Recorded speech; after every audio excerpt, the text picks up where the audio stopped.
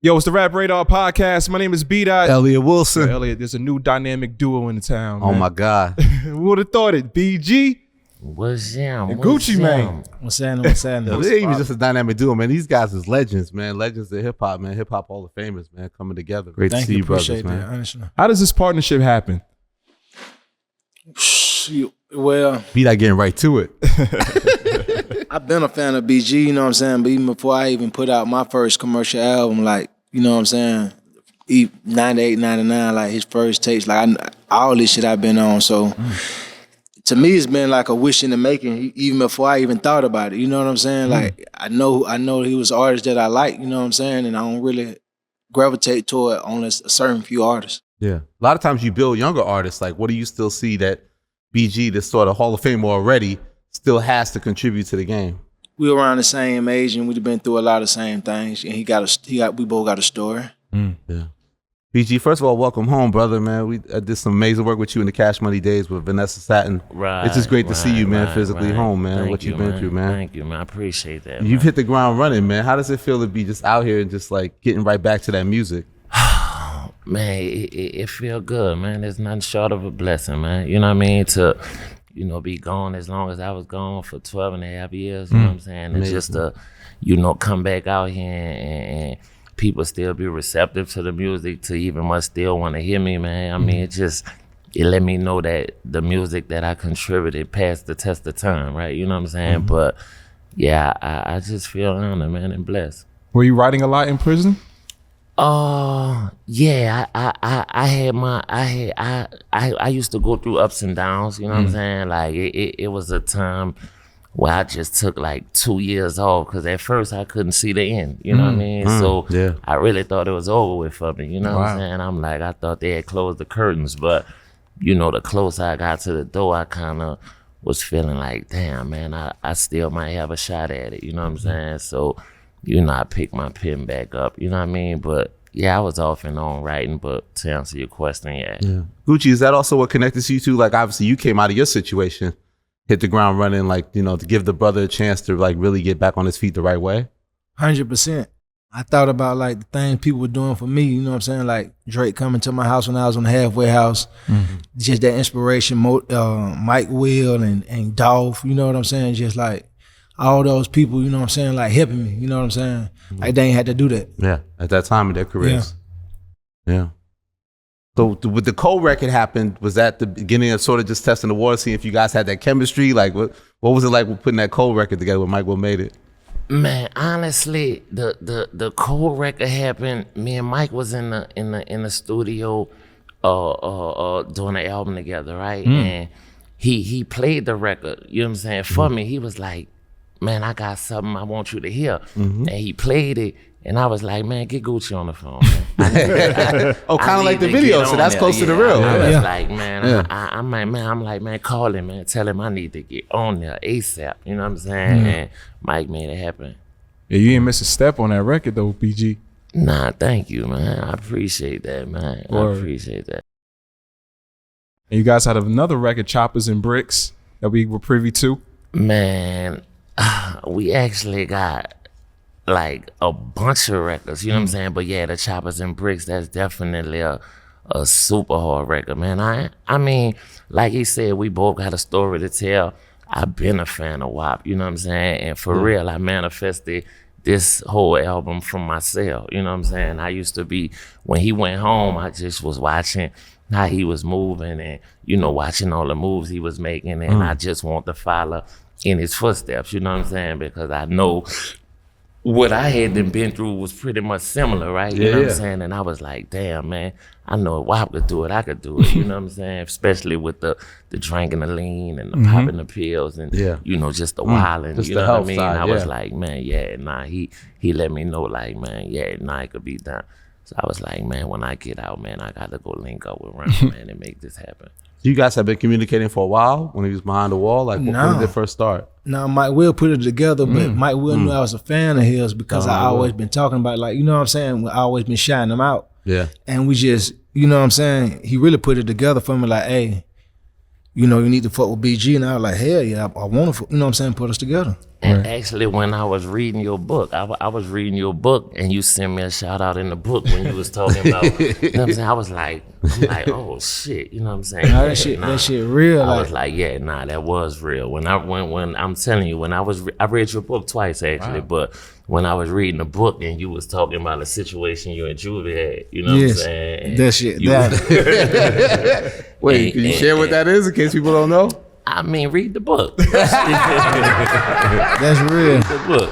Jizzle. But BG, obviously Gucci was in your corner. Were there other artists that were supporting you during that time? What, during my incarceration? Yeah. I just, since I've been home. What you mean? While you were incarcerated? Yeah, man, most definitely my man Boosie. You know what I'm saying? He walked pretty much that whole bid down with me, my man T.I. You know what I'm saying? He was there for me, you know what I'm saying, throughout my bid. Birdman was there for me. It was you know what I mean? It was a few people there for me. People forget you had a moment when you was with T.I. with Grand Hustle one minute. I remember we did a cover with that when you was Grand Hustle. Yeah. Tip co-executive produced the album with me. I wasn't actually signed to Grand Hustle. I was signed to Atlantic, but yeah, T.I. definitely played a part in the album and that whole process. Even 2 Chainz, he had a song called Free BG on his last album That's as well. a fact. That's shout out to 2 Chainz, man. That's my man. Me and Chainz go way back to like 2003, 2004. But yeah, Chainz my dog. Right. He definitely was screaming Free BG. Or it's on the Bricks and Choppers record. I noticed that you made a point of saying on the song that you're independent, right? Why did you decide to go that route instead of going like Cash Money, or was it offer presented to you? I mean, I haven't been home nothing but 2.5 months. You know what I'm saying? Not even 3 months yet. So, I just want to test the waters. Really, I want to show, what I can do on my own. You know what I'm saying? I just ain't want to rush into nothing. You know what I mean? So keep my options open. You know what I'm saying? Yeah. Absolutely. Why do you think you're so decisive when it comes to artists? I feel like when you make that decision, you want to rock with somebody, you just jump to it and you execute it.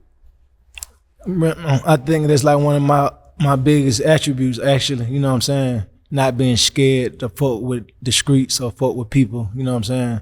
Most artists, when I was coming up, they always like bougie. They cool now, but like they was like, I'm serious. Like they felt like they was on this high horse and they wasn't gonna open the door to no little artists. You know what I'm saying? So I always said like I was never be like that. Yeah, I think if you do a great balance of with 1017, you're constantly you're staying active first and foremost.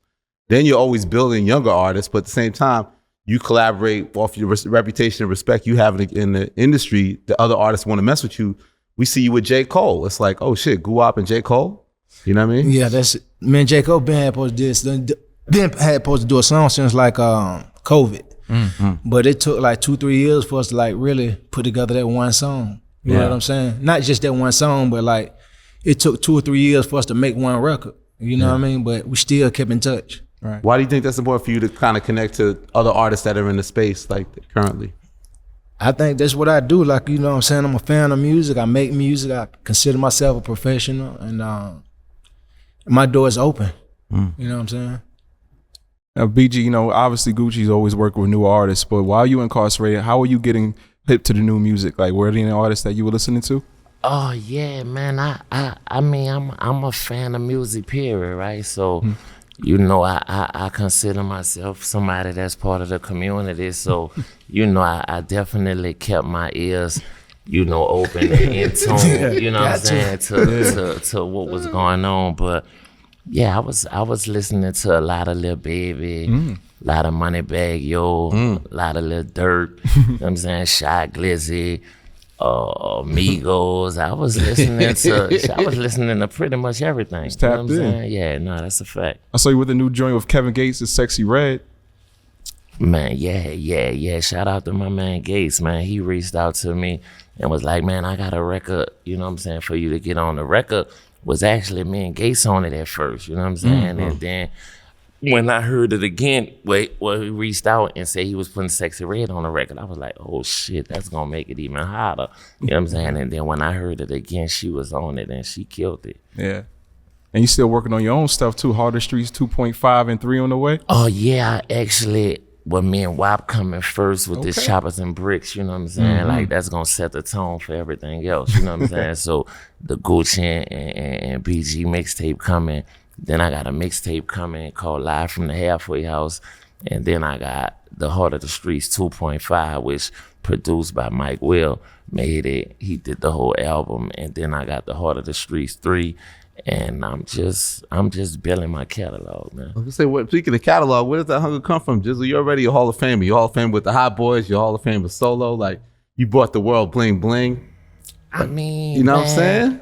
You know, I've been gone, man. Like, well, you know, to my credit, I was able to put in a lot of work before I went to jail. I think I got like 13, 14 solo albums, like 3 Hot Boy albums, couple Chopper City Boy albums, bunch of mixtapes and all that. But I feel like I was on the sideline for like 12 and a half years. I didn't feel like I was, you know what I'm saying? Yeah. So I feel like I'm playing catch up, you know what I'm saying? And, you know, a lot of people probably, you know, thought I lost it, right? So, you know, I just want to show that, you know, it's in me, it's not on me, you know what I mean? So, yeah, and I got a lot to say. I got a lot to talk about. Got a lot to get off my chest. So, yeah, it's going to take all that. You know what I mean? But Grew Up, you knew he still had it. Nah, you got to strike when the fire's still hot. And you got to go, like, you got to go now. And everybody miss him. Everybody want to hear him. You know what I'm saying? They should include me in the whole, like, community. And, like, the young kids need to hear this story of, like, you know what I'm saying? Okay, I done been through this. And this the good side of it and this the bad side of it. You know what I'm saying? Like, they need to hear that, not just kids who ain't even never heard of BG before, you know what I'm saying? And plus, you still got all us who grew up listening to him, you know what I'm saying? He inspired all these artists. How competitive is it when you guys are in the studio? Make you want to still sharpen steel? When he told me let's do the tape and start sending me records, you know what I'm saying? It became apparent to me like soon, like damn, all these songs hard. You know what I'm saying? Hey, I ain't lying though. It was a couple of records that I sent him and he sent back that I wanted to change my verse on. I called him like, man, wow, man, you crushed me on this one. I think I might need to go back in, but I ain't go back in and touch it. You can't do that. Tell him because you can't do that. You can't do that. You want to do it, but you can't do it. Yeah, nah, that's a fact. That's a fact. And he'll hit me like, oh man, you got off on this record. I'm like, all right, nah, that's what's up. But yeah, it was a friendly competition, but I think we pushed each other to, you know what I'm saying, go hard, and it came out to be what it is. Because there hadn't been any previous collaborations, right? Before. No. Wow. Which is crazy because, you know, you guys have worked with a lot of people before. Nah, it was overdue. Yeah. It was overdue. And speaking of catalog, you talking about how many albums you have. Grew Up, you won't stop, man. We can't keep track of how many mixtapes, studio albums you have, man. I was saying earlier, like when you put the Kodak Black record out in January, look at it now. It's like you put all these records out that led to Breath of Fresh Air. It's almost like you spent the whole year rolling out an album. Was that the intent? No, that wasn't the intent, but I kind of got inspired after, you know, I started stringing together like 2 or 3 records and they start having success. I'm like, I need to keep it going. You know what I'm saying? Yeah. And then I'm gonna just push myself. And then I'm like, I'm gonna drop probably in June or July because I, you know, had a lot of good records and sequence. But then I'm like, nah, I'm gonna wait till 10-17. You know, it was just, you know what I'm saying? It just made sense. Significance, yeah. So that's just really what it is. Maybe some people think I waited too long. You know what I'm saying? Because they're like, okay, after you came with this record and this record, why don't you go and just drop a tape? Yeah. But I was having fun just dropping the singles like you were saying, so I just kept going. Another thing you did I thought was cool was you kind of paid homage to your history, right? Like with the videos, you went back to the Atlanta Braves jersey, the yellow lemonade. Like what made you pay homage kind of to yourself and your legacy in a sense? Because everybody else be doing it. You know what I'm saying? People making hits out of your songs, sampling your songs. And like let's say BG and Master P, for instance, you know what I'm saying? I would be sampling all these songs. To me, it's like, man, I'm big fans of them, you know what I'm saying, the old stuff they used to make, you know what I'm saying, because it was part of my life, you know what I'm saying? Yeah. Part of my like high school years, my trap years, you know what I'm saying? Like, like I did a lot of stuff to those records, you feel what I'm saying? So I be feeling like that's a cheat code, you feel what I'm saying? You know what I'm saying? But so I'm like, even though they didn't do it, I'm like, I'm gonna do it then, you feel what I'm saying? And that's what my attempt at doing it. Yeah. Right. You, like Elliot said, you had a busy year this year, Gucci. Like the Breath of Fresh Air, that title, like what does that represent? You have the family on the cover? Probably. It's just, yes. Honestly, it was just a lot of darkness. Not saying darkness, you know what I'm saying, but a lot of just death and darkness. You know what I'm saying? I was just seeing like losing Takeoff and Scarr, and that really had Dolph, Takeoff, and Scarr. Dark. You know what I'm saying? Those really hit me hard. You know what I'm saying? So it was just like made me appreciate my family and made me want to document me and my 2 little kids I just had. You know what I'm saying? And my wife too. Right, because the album I was listening to and I really enjoyed it. It sounded like a launching pad for a lot of new voices, like you always do. But it also felt like a lot of cautionary tales in there because you had like Broken Hearted, Business Not Personal, Internet Chatter. Like, was that your mission? I said this was not gonna be like an album. I try to like not talk about like what I'm saying, like to all the people that's talking about drilling and spinning. You know what I'm saying? Just like okay, Gucci came out with an album that's talking about going out to eat, flying on the plane, you know what I'm saying? Going shopping with his kids, just different topics. So artists don't have to keep regurgitating the same topics, you know what I'm saying? Yeah, one thing in particular that the intro, Must Be Me, very powerful record, and you kind of address like, what is your responsibility if your artists like go a certain way or certain things don't go right in their lives? Like, what made you hit that topic head on and feel like you wanted to address it? I guess it was on my mind, you know what I'm saying? Like, you get blamed for like helping the artist. You get blamed. You see what I'm saying? So it's like you can't win. You know what I'm saying? You take somebody from like a bad situation and you try to help them. You know you're a mentor. You lead by example. But soon as something bad happens to them, they say, your label curse, you the reason. But I'm the one taking these chances with these people who, nobody else will help. And that's my way of giving back. I knew that was my plan. But you know what I'm saying? It's weird to me that like that people that don't help got all the things the same. Yeah. But listen, I feel like artists you pick, it's not like you're competing in some sort of bidding war for them. Exactly. You find these talent early before most people. Exactly. I ain't, you know what I'm saying? I'm not chasing records. I'm finding talented artists and saying, okay, regardless of what you got going on, let's just build from here. Yeah. So it does bother you when people blame you for your artists going to prison or getting locked up or something like that? No, I think it comes with the territory. Right. I don't agree with it, you know what I'm saying? But yeah, you can understand the perspective, but it felt important to address that, to say, hey, look, yes, this is what makes it distinctive what I had do. to put it in the music, you know what I'm saying? Like you can't just take these punches. Yeah. And what I admire too, like it seemed like, we when you first came out, like it was always rumors. You look different, you're so focused, you're doing certain things, but you haven't stopped on that path. And I saw one quote you said on Instagram, you said, I was praying and fasting in the pen for a second chance, so I can't fumble the bag. No, I can't. No, I remember that post. Cause I was just thinking like, not even no second chance. Me, I had like 5, 6, 7, 8, 9 chances. You know what I'm saying? Yeah. So it's like this last chance right here, I can't fumble this chance. Yeah.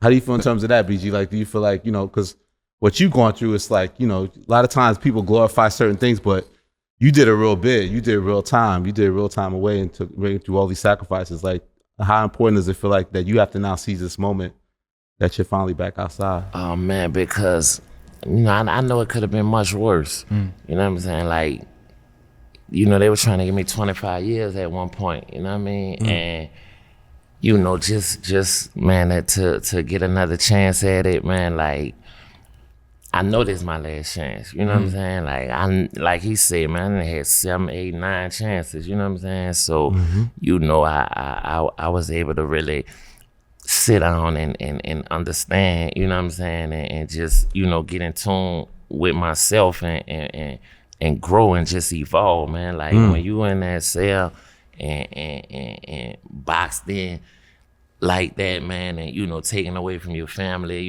taken away from your career, taken away from just everything you love, and you really have time to just really sit down and think, you know what I'm saying, and you realize what's important, you know what I mean, and I finally get it. BG, you said when you got out of jail, felt like you woke up from a bad dream. Can you talk about your experience while you was locked up? I mean,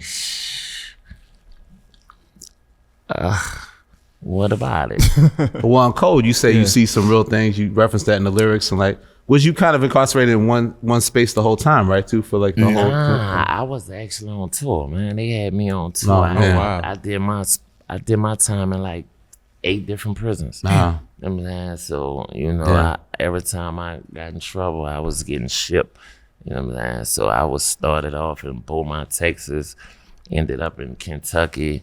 They shipped me to Pennsylvania, shipped me to South Carolina. I was in Florida. I ended it in California. You know, Cali was the last one. Yeah, I saw the Cali. Yeah, I was pretty much. I've been around. But like Guwap, people don't realize that like, this is a real these are real situations, like being incarcerated, doing with the stuff you and Jizzle have dealt with, right? Yeah, they're definitely serious. Yeah. Nah, people losing their life behind that wall, man. You know what I'm saying? Yeah. That shit real. Ain't nothing to play with. Yeah, nah, that's a fact. How did the other inmates react to seeing you in prison? I mean, shit, you know, I was one of the guys, you know what I'm saying? Yeah. Like, I mean, you know, at the end of the day, you know, when you go to jail, you strip the jewelry, you know, the cars, you know, the fame, you just a number. I was 319-69034. You know what I'm saying? So, you know, I did mine in GP, you know what I'm saying? So it's like, yeah, it just was me, you know what I mean? It's you know, it's some people, you know, that see you and see the person they see on TV, but then it's other, you know, good men who know you're a man first, you know what I'm saying? And that's how I want to be treated, as a man first, you know what I'm saying? Fuck BG, you know, this, that, like I'm, you know what I mean? I'm dude, just, How do you think your pen evolved from the Chopper in the City's days to now? Like, how do you think you've evolved as a writer? I mean, you know, I ain't never been the most lyrical, right? You know what I'm saying? come on, I BG. just Being humble. Nah, That's why Prodigy Cole said, I need you on that album. Young black entrepreneur. I just, you know, I just tell my story pretty much. You know what I'm saying? Talk about, you know, what it's like journaling for me. You know what I'm saying? So I'm talking about, you know, what I'm going through, what I see, you know, what I'm feeling. You know what I mean? Like, yeah. What was those Cash Money years like for you? Like, you know, you guys set that mantra that you was going to take over the game 9-9 in the 2000s. And y'all did that. Like, you and the whole crew, Hot Boys, you part of a legendary group. Like, what was that like for y'all to like really impact the game? Really, I just want to talk about this Gucci man. You know what I'm saying? Like, we don't live in the past, right? Yeah, nah. This Choppers and Bricks is definitely December an incredible 15th. project. Ooh, Man. Like, December 15th. Okay, Yes. how many? We didn't get to hear the full thing yet, No, right? ain't the full thing. So give us a little insight. Go out with the album. What could we expect? All kind of different producers, you know what I'm saying? From Mike Will to ATL Jacobs, you know what I'm saying? To producers just who turned me on to I never worked with before. They were sending fire Like beats. Mild, DJ You know what I'm saying? Paul, like it's DJ Paul there, okay. Yeah. And there's a current Scarr album you guys put out just now too on 1017, right? Yes. That's the posthumous Frozone. release. Yeah, the Frozone. Yes, he got a trilogy. You know, he got the Secret Weapon. He got Big Grim Weeper already. That went gold, sold like 700,000 units already. Yeah. Then he got the Secret Weapon. Now he just dropped Frozone. Yeah. That's dope. Yeah. Right. So R.I.P. to Scarr, long live the legend. Yeah. Yes. The song that you put out last year, Letter to Takeoff, it was really poignant. Like, how hard was it making that record like that?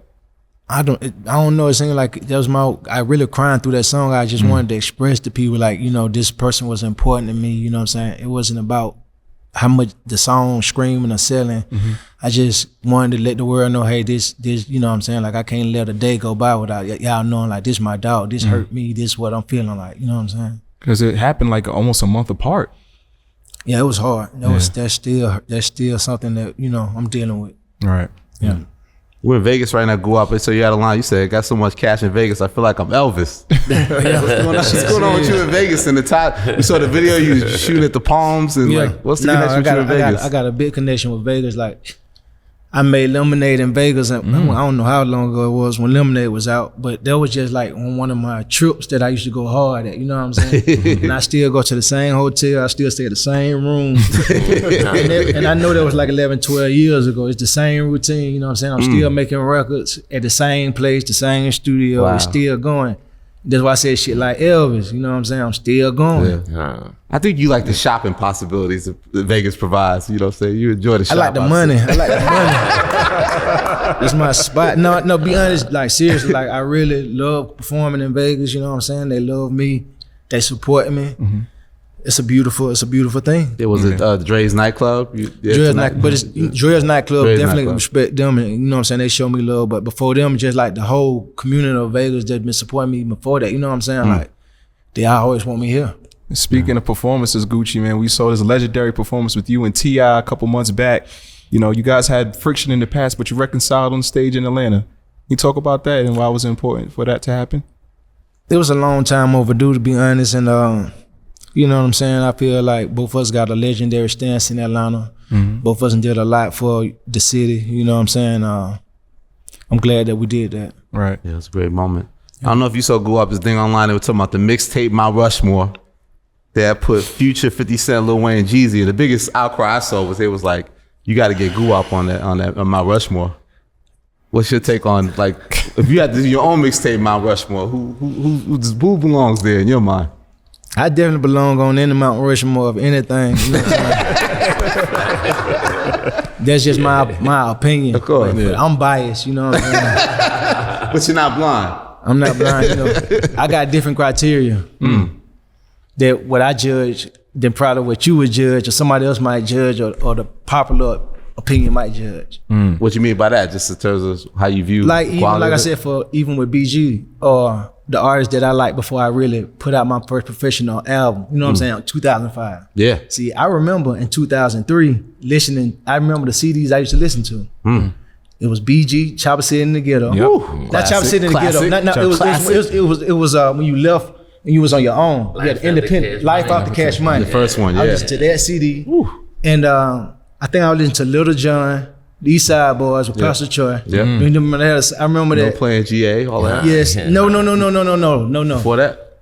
No. Lil Jon had a CD by itself that came out, and they had Pastor Troy was like on the intro with Jada Kiss. Wow. You know what I'm saying? Okay, yeah. And 50 Cent came out. Them were the 3 CDs, and I used to be doing my thing. You know what I'm saying? Going from Atlanta back to my hometown. 03? Those my 3. No, from Atlanta to Alabama. Well, my granddaddy stayed in 1017. Yeah. But those my 3 CDs, and I used to be using this girl car. And them the 3 CDs I had bought in Birmingham record store. And I just, every time I get in the car, them 3 CDs I used to rotate. Yep. And I'd be coming back down 20 with them 3 CDs. Yeah. So to me, what made me like those artists was it wasn't, like I said, it wasn't about the lyrics. Yeah. It was the story. Yeah. You feel me? I'm like, damn, I can relate to this story. Yeah. Listen to 50 Cent, Get Rich or Die Trying made me think like, damn, I need to be a rapper. I need to tell my story. Yeah. My story important. Will I ever get to tell it? But it's interesting though, about the way you kind of told in a lot of ways was this thing called the mixtape, right? Whatever that means, right? And we looked at it, that was the East Coast thing, but you was, to me, the most prolific of the South to kind of really use that format to express yourself. Yeah. Honestly, it was like, only thing I can take control of. You know, the majors got control of your album. I got control of this mixtape. So I can rhyme over whatever I want. yes, I can drop it whenever I want. I don't got to worry about you saying, I'm going to push it back. Can't push this back. It's already out. It's out, yeah. They got it in their cars. But as Gucci just alluded to, you know, listening to Chopper City, the Ghetto, next year it's turning 25, BG. What do you think about the impact that's had? 25, man. 25 God years. Damn. What do you remember making that album and like the impact of it? Damn, man. I mean, it'd be hard for me to remember 25 minutes ago. So, you know, to remember. Nah, but I remember the camaraderie, you know, that we had at the time, you know what I'm saying? Like, you know, we all used to just support one another, be in the studio at the same time. You know, if I was in the studio, you know, Fresh was in there, Jules was in there, Wayne was in there, Turk was in there, Stunner, Slim, you know, and we all, you know, contributed to each other's solo projects, you know what I'm saying? So I think this was maybe like I don't know, maybe the second, third album on our deal or whatever, but yeah, I just remember just going in there, really just doing me, man, just picking up from where I left off the first Chopper City album, because I dropped the first original Chopper City in '96, you know what I'm saying? So when I did Chopper City in the Ghetto, that was like 99. Yeah, 99. You know what I'm saying? You had the major distribution now, everybody's looking, Yeah. So it just was, you know, picking up from where I left off with Chopper City, you know what I'm saying? And just, you know, telling my story, you know, telling New Orleans story, you know what I mean? It's crazy because that's your 4th album, but a lot of people look at it almost as like a debut. Yeah. They thought, and yeah, that did because I had the True Story, then the Chopper City. Yeah. Then It's All on You Volume 1, then It's All on You Volume 2, Yep. Yeah. then the Chopper We was City in on the all Ghetto. that shit in the hood. Nah, for real. Jizzle, what inspired you though? Like before you started getting, even with Cash Money, like what inspired you as a kid coming up in terms of hip hop and rappers? I mean, I come up on UGK, Scarface, 8-Ball and MJG. Yeah. Dayton Family, Top Dayton Authority. Family, wow. You know what I'm saying? Like Spice One, Pac. You know what I mean? Like I was listening to a bunch of Cool G rap. You know what I'm saying? Yeah. I was listening to all that and a bunch of local artists. Pimp Daddy, UNLV. You know what I'm saying? Just I was big on the New Orleans culture too. But it reminds me, one of me and B-Dot, we're from Queens. One of our favorites is that Prodigy album, HNIC. Yeah. You're on the album with him when I went back Entrepreneurs. How did that come together? Like, how did that situation happen? Prodigy reached out, man. He was a fan of Chopper City in the Ghetto. Yeah. You know what I'm saying? And he reached out to Birdman and was like, man, I'm trying to link up with BG, man. And Bird pulled up on me and was like, man, Mobb Deep called, man. They tryna, I'm like, what? Ain't no way, man. Cause y'all didn't mess with everybody. That's the thing. Y'all didn't mess with everybody back then. You couldn't get a Cash Money feature too easy. It was hard, man. It was hard. How can you turn down like Prodigy? Like, it's Mobb Deep. Like, what are you talking about? You know what I'm saying? So I see you smile grew I up. jumped at the opportunity. I don't think people realize how much a student of the game you all grew up about hip hop and how much you're so clear on like the lineage of where you come from with this culture. Yes, I'm super inspired about the whole Cash Money. What Slim and Baby did, like definitely what made me want to get in the game. You know what I'm saying? I was listening to them BG albums. I remember them cookouts we was having in '99. I'm dead serious. Like, man, I graduated in '98. You know what I'm saying? So I remember '99 summer. I remember '98 summer. I remember when people were playing BG. I remember having these CDs. You know what I'm saying? And I remember what they were doing to my neighborhood and how people were like adopting these nicknames of people. You feel what I'm saying? Yeah. Like, and it just inspired all of us, but it definitely made me think like, okay, I ain't gotta just sit on the block. What if I tried to put up a label? What if I made these niggas up under me, my artists? That's what made, and me and my friend, that's what we tried to do. That's what made me, you know what I'm saying? It was like a true inspiration. Like, damn, like they shining, like let me try to, you know what I'm saying? It's possible. It's possible, you know what I'm saying? BG, what records from Gucci Mane did you gravitate towards? Hey, the Black Tea record. Black Tea. The Wasted was really one of my favorite records, though. You know what I'm saying? But that's a whole. But I mean, he got so much work. You know what I'm saying? To where you just could pop that shit in and let it ride. You know what I'm saying? And that's the type of artist that I like listening to. Nowadays, you get one record, two records. You know what I'm saying? 3 records, but. I don't like skipping shit. You know what I'm saying? You want to ride out to the album. Yeah, man. Yeah, you. That's what the music is all about, right? You know what I'm saying? That's what making an album is all about. You know what I'm saying? Giving people something that they could pop in and just ride to instead of just being able to skip. Jump to the next man. That's what we was able to do with this Choppers and Bricks album. Choppers and Bricks. We gotta stay focused. Yeah. Ultimate Christmas gift. Ultimate Christmas gift. And it's crazy because that's what he was like. Man, like this gonna be a gift to the streets, man. For Christmas, you know what I'm saying? Yeah, because I feel like it's a little light out there. Like people used to do the big fourth quarter releases, but this is dope to have you guys come together and deliver this. I like unexpected shit. You know what I'm saying? Like, okay, just going with the flow. A lot of artists can't do that. Yeah. It take them 2 years to make one album. Nah, for real. And somebody told me that too, cause they were like, man, how many songs y'all got on there? They like, I'm like, man, we got 14 songs on there. They was like, ain't no way y'all did 14 songs that fast. I'm like, yeah, like that's what we do. You know what I'm saying? And I'm talking about, man, that shit's so hard. I mean, especially when you talk about Guap's catalog, it's like you're a marathon, man. Like you couldn't keep up, right? Because I was sending him the records, right?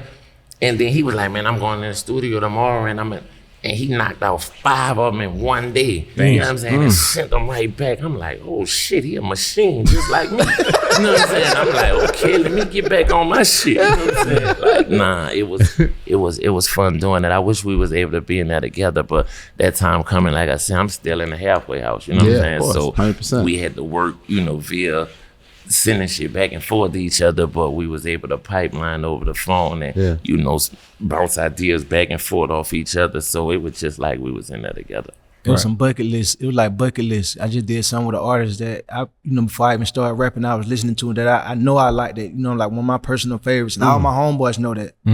So to me, it was just like a bucket list thing. I would listen to the records as a straight fan. That like shit, I'm hearing this shit before anybody else hears it. I can't wait to hear what BG says on this. I'm like, send more. Yeah. You know what I'm saying? I'm telling him like, send me more. Nah. I'm gonna get on every record. Like, it ain't a record he sent me that I didn't rap on yet. That he sent me, Nah, and they gonna keep going like that. That's a fact. That's a But fact. how do you stay so sharp with it? Go up like what is how do you, where's the reservoir? Like why do you To me, it's like my alternative was the streets. So if this is my business and this what I'm doing, you know what I'm saying? I'm pushing my music and I'm pushing my artists, Because nothing went crazy online when Andre 3000 said, he's getting older, he don't really know what to rap about. Like, now we're in a world now where rappers can get older and still contribute. Like, what I saw that, and I saw what Wayne said as response to that. And you know what I'm saying? I'm 43 years old, so about to be 44. What I miss? Well, Andre was just saying like, basically like, what it is to rap about your life when you in your 40s, you know what I'm saying? But I'm looking from a different viewpoint, you know what I'm saying? I didn't have the success of Andre 3000 or Wayne, you know what I'm saying? Right. So I ain't coming down from the high, you know what I'm saying? And I ain't chasing the light. You know what I'm saying?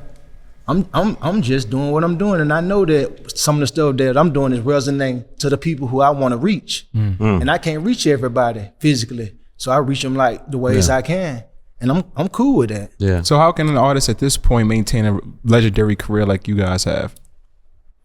Be a legendary person. Nah, that's a fact. Right. Just really being consistent, man, and being authentic, originality.